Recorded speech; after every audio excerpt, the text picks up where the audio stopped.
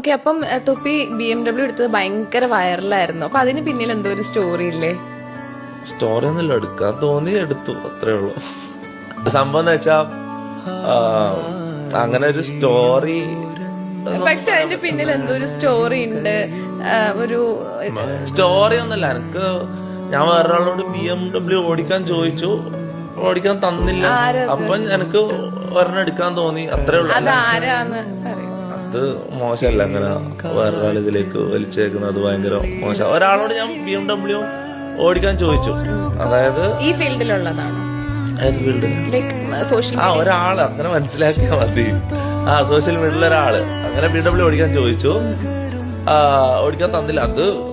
അത് completely understandable. കാരണം ഞാനിപ്പോ ഒരു BMW എടുത്തതിന് ശേഷം എനിക്ക് മനസ്സിലാവുന്നത് ഒരിക്കലും അങ്ങനെ ഒരാള് വേറൊരാൾക്ക്, പ്രത്യേകിച്ച് അങ്ങനെ ഒരു ലക്ഷറി വണ്ടി എടുത്ത ഒരാൾ ഒരിക്കലും വേറൊരാൾക്ക് ഓടിക്കാൻ കൊടുക്കൂല.